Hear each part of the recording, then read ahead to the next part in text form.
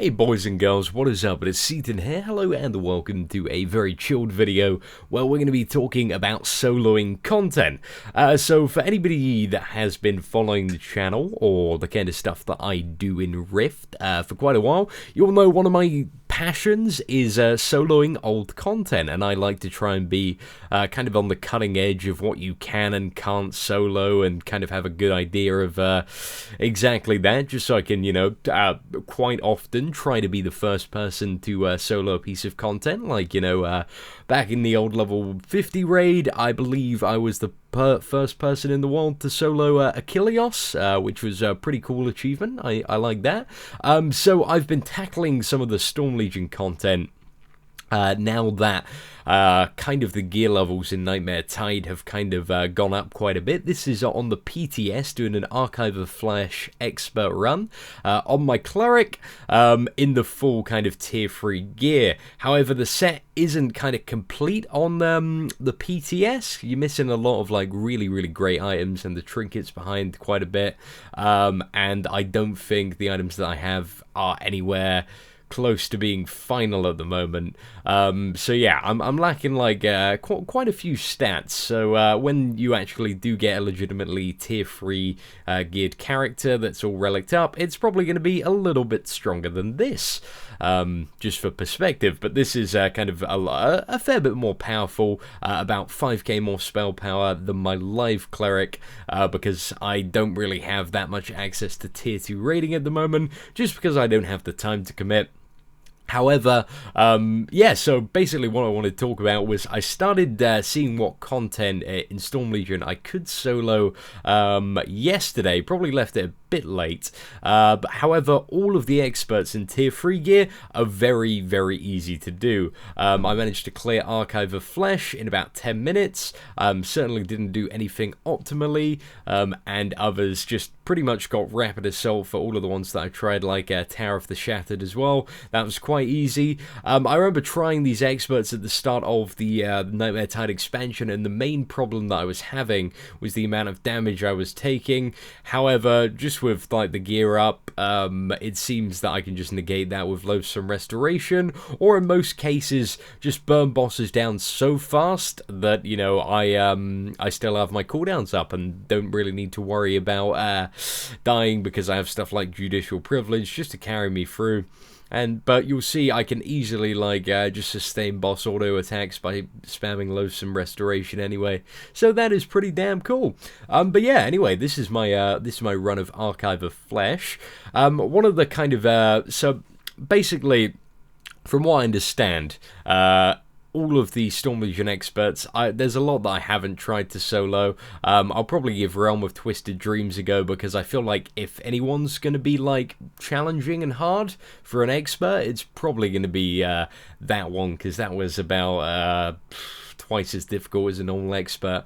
So I'm excited to see how, I handle bosses like Lord Greenscale and that. That should be extremely interesting. But one of the more interesting things is soloing Storm Legion raids. Now, I've actually given it a try, both in Frozen Tempest and Triumph of the Dragon Queen. I managed to solo the trash mobs leading up to the first bosses in both of them. However, to solo Galidra, I'm going to need about 150k DPS, which I do not believe is going to be achievable in this expansion, and also the damage output at the moment on that boss is a little bit too high, so I'm not going to be able to handle that until the next expansion. So I think 20-man raids, as far as Nightmare Tide goes, are off. We're going to need to wait for the 4.0 to actually be able to solo Storm Legion raids.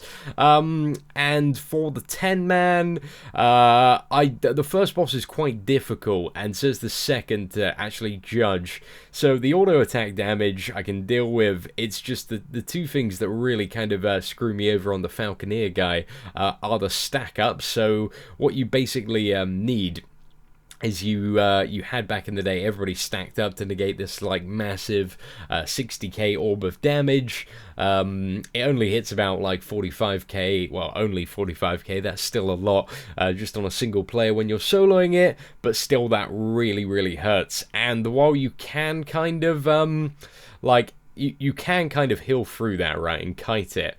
If it was just the boss and that damaging ability, you would be able to get it down, but there's an ad that spawns, and for every, like, 10 seconds it's alive, its damage is increased by 20%. It's like a Phoenix ad, and it's really, really annoying. So pretty much that just absolutely destroys you. The closest I've got that boss down to was about like 65%, and then the Phoenix just killed me. Like, so we're a bit off being able to solo that. We need kind of a mixture of really strong DPS on the Phoenix, but it's also difficult as well because as soon as the Phoenix dies, it reincarnates. Basically, it's going to be another expansion before we can solo that raid. Intrepid Drowned Halls, like, I really don't care about because there are like so many different versions of Drowned Halls. I might as well just do the level like 51. Doesn't seem like too much of an achievement to solo the Storm Legion one, just because it's like, you know, nothing new or terribly exciting. But yeah, I'm really excited to be able to solo the actual raids in 4.0, but this was kind of just an announcement post to let you guys know that I reckon in like tier 1, tier 2 gear, you are able to solo most Storm Legion experts. Now, the only really disappointing thing about soloing Storm Legion experts is they really don't reward anything. Most bosses drop like a bit of gold and then like an item you can sell for about 2 plat. So each boss you are really lucky to make 5 plat.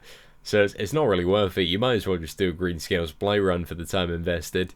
But it's quite fun to do the first time, you know, and it's just nice to go back and be able to take on stuff like the Archive of Flesh all by yourself. That does give you quite a satisfying feeling the first time you're doing it. I just wish the fights like were a little bit longer. It kind of seems like with the Storm Legion expansion, damage on stuff was really buffed, but the health wasn't, so you don't really have to do or experience any of the mechanics. You literally just zerg the bosses down, you kill them before they kill you, basically, and that's how you win the video game. If anyone wants to like start out soloing, I probably suggest doing Greenscales Blight, Drowned Halls, Gilded Prophecy, all level 50 raids to start off. Then once you got like a bit more skilled, hit up River of Souls. Rise of the Phoenix actually is pretty easy as well, so I definitely suggest tackling that. That's in Stonefield. Then what else do you have? So you also got Primeval Feast, which is like you need a partner to do like the first bit with like the duo life anchors that have to die at the same time.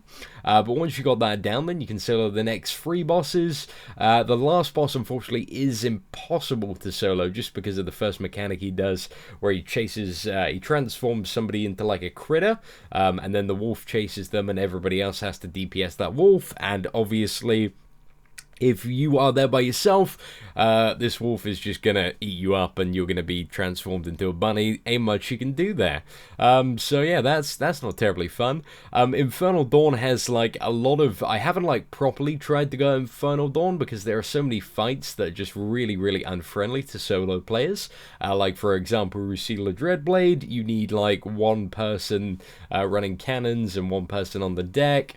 Or you just won't be able to do that fight, or it'll take ages, or you'll hit him rage, and then stuff like Leifis, the gold, you know, you just can't do it. But yeah, so skip Infernal Dawn, solo all the other raids, win the game, and bring back level 50 Hammer Nail, try and please. Hope you found this video a bit interesting. If you are interested in soloing content in Rift, if you have any questions about soloing stuff in Rift, feel free to just comment below and I will happily answer them. Apart from that, take care and have an absolutely fantastic day, guys.